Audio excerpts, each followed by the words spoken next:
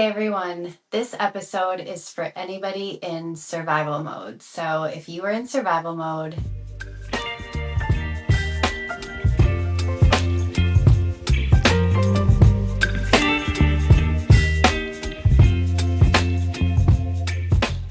stay tuned. Hey everyone, welcome back to the Grow RDH podcast. My name is Katie. I'm a dental hygienist from South Dakota. And on this podcast, we mostly talk about all things dental hygiene. This episode is going to be a little bit different. If you are a follower of the podcast for a long time, I appreciate your support so much. And if you are new here and you found this video through the algorithm or whatever it is, I think you're in the right place. We are going to sort of be shifting topics for I'm not sure how long. And I am going to get a little bit personal and a little bit vulnerable on this episode. My life lately, in the last month or two, has sort of been turned upside down. I have a lot of personal stuff going on, and I don't need to share a whole lot of details. I am a single mom and I work full time, and I have had some changes in my personal life going on. That's why I took the 2-week break. I just needed to spend time with family and friends to kind of be surrounded by some love and support. And I didn't want it to affect my work. And on top of that, we are going back to school. And I did an episode last week about students that are just starting dental hygiene school. Hopefully you heard that or shared that with any new dental hygiene students. It was a really great episode, and I think that this episode can be for anybody. This episode is for anyone who needs it, and if it's found you at the right time, I'm so glad and so grateful. But what I think we can all agree on is that sometimes things that happen out of our control happen outside of the operatory or outside of school, and they affect every aspect of our life. So lately, I have just felt like I am in survival mode. And what that feels like for me is that I am doing the bare minimum to stay afloat. And so what I wanted to talk about today is really nothing dental hygiene related. It is more to do with what to do when you're in a season of your life that you just need to get by. I'm going to be talking a little bit about things that have helped me and things that I'm purposefully doing to get by. So if you are here right now, you are not alone, and I'm so glad you're here. And let's just chat about some of the things that we can do when we're in survival mode, when we need to stay afloat and keep life moving. A lot of this is just personal. There are a lot of things when we talk about self-care. There are so many things that you can find online, and that's not what this episode is. This episode is kind of a vulnerable look inside my personal life, and I just wanted to share with you some of the things that I'm doing to take care of myself that have found work for me. And it's interesting because I have a good friend that's kind of going through something similar, and we've been talking a lot and recommending things that we've been doing to each other. And instead of trying to push myself into making content that I think would benefit you guys, I'm not even in the right mindset to really even know what that looks like right now. So I thought, why not just be honest and talk about things that are helping me?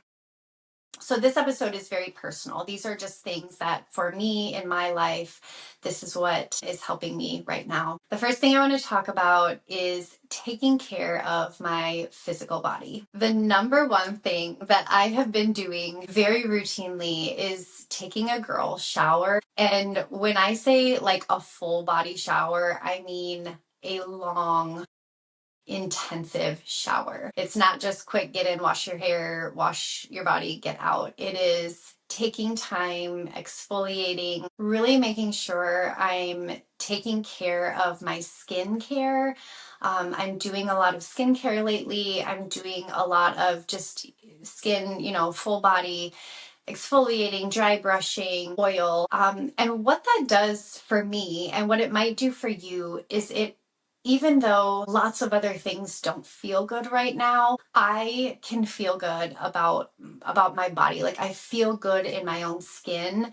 I can look in the mirror and I can feel a glow, even if that glow is coming from a lot of oils and serums and all the things. This doesn't mean that you have to go out and buy a bunch of products. It could literally just mean lotioning your legs every single night, or lotioning your hands, or taking intentional time to take care of your physical body. It also means intentionally moving your body, and it doesn't mean exercising so intensely that you're just like draining yourself dry.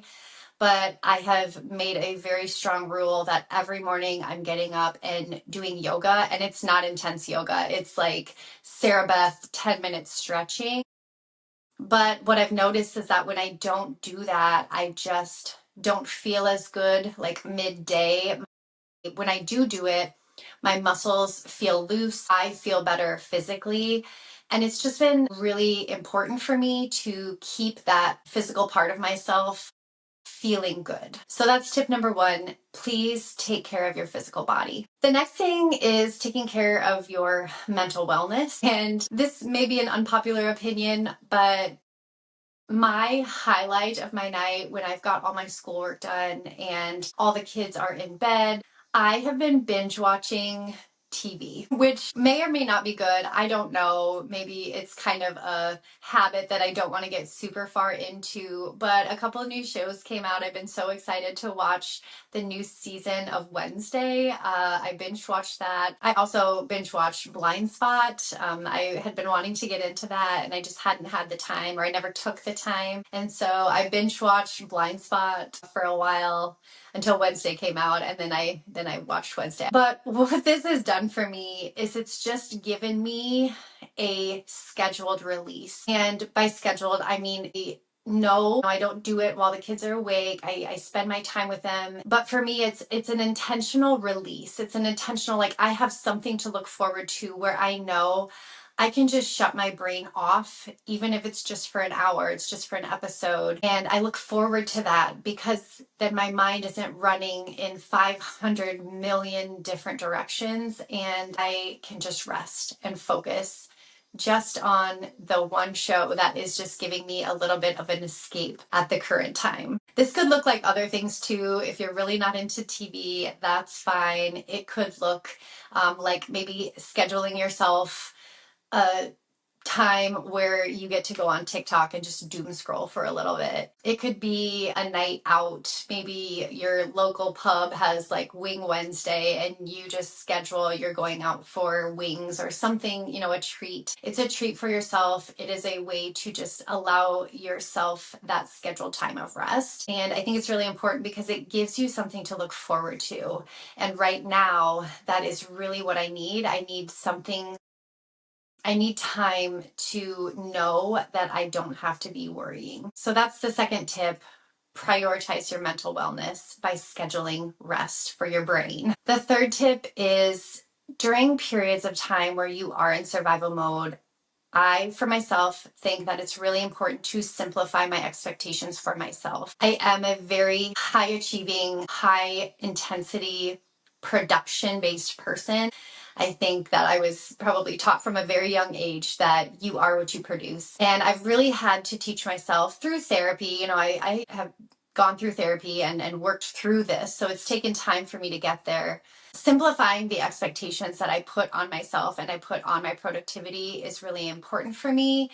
And that has a lot to do with me taking the break from the podcast. And it has a lot to do with me looking at my absolute must-dos and then maybe sliding some of my to-do list into you can get to that later. I think that probably resonates a lot with dental hygienists. I know our team at the school, we have a lot of high achievers, and we've done the strengths testing and stuff like that, and all of us are really high achieving people. And that partly comes just from, the personality that it takes to get into this profession. But when you simplify expectations, it does take a little bit of that pressure off. And I think what helps me is that going into it, it's just for a season. And as long as I can tell myself, like, this is just for a season, this is just a phase of your life where you need to calm yourself and lower expectations.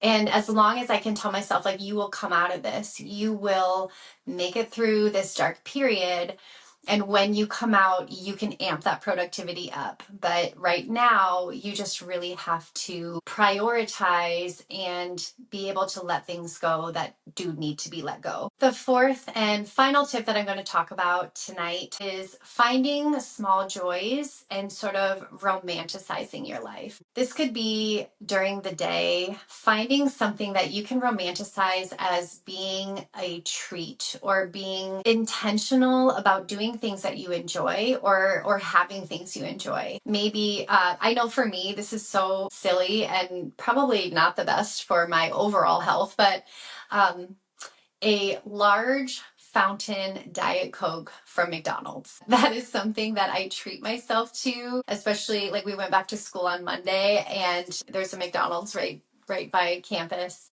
And so my treat is on the way home from a really long day of meetings and in service. My treat is that I get to have a large fountain Diet Coke from McDonald's. That's super silly. But for you, it could be like a nice coffee from a local coffee house. For my sister, we just talked about this. For my sister, the new Alani's came out with the Witch's Brew, the caramel apple one, because it's becoming spooky season. And so, we got those Witch's Brew Alani's from the gas station. And just it's not necessarily the thing that you're getting. It's romanticizing this, like you have something to look forward to and you're treating yourself, and it's just a really small comfort that again you're keeping your mood up because it's something you're looking forward to. It can also be something like in your home, something in your home that makes it feel cozy or it makes it feel warm. For me, that is lighting a candle.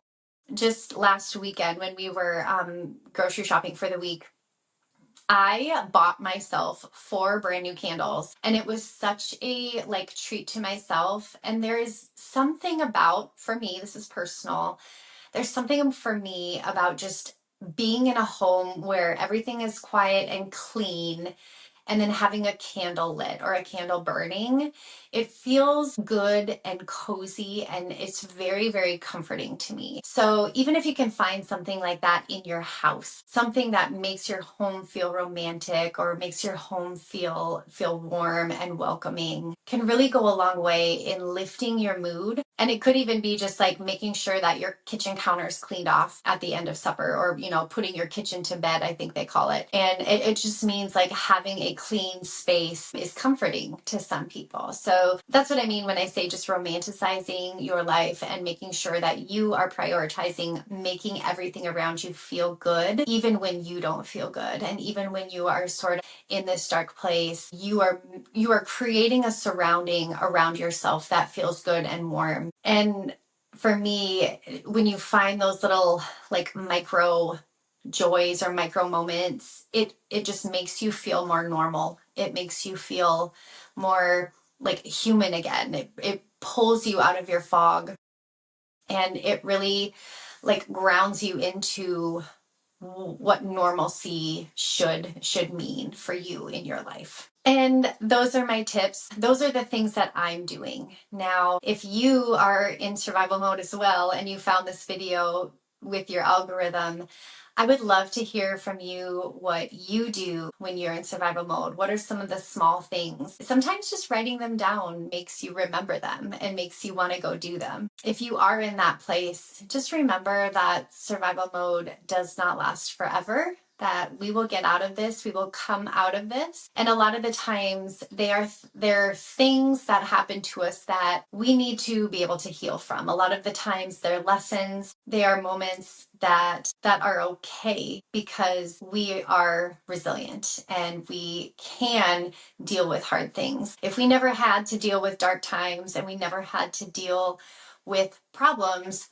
we wouldn't become better. Use it as an opportunity to build those resilience things around you, because we know it's going to happen again, right? We know we'll probably have dark times, and all of this practice and all of this self-care teaches us what makes us resilient and what makes us happy and good and well. So if you want to share what you do when you're in survival mode, I would love to hear it. If you know somebody who's in survival mode right now, Send them this episode. I think that community is so healing, and I would love to hear from you because it makes us feel like we aren't alone. And if this is you right now, my recommendation is go light a candle, go take a long, nice, steamy, warm shower, and just take care of yourself. I will see you next Friday with a new episode. I'm not sure what my content even looks like for the next month, but I will keep taking baby steps and I will keep putting content out there. I just don't know what it's going to look like. If you want updates every Friday about my new episodes, be sure to join the newsletter at growrdh.org. And again, I really do appreciate all of your support and views and comments and likes and shares, all of the things. I will see you next Friday.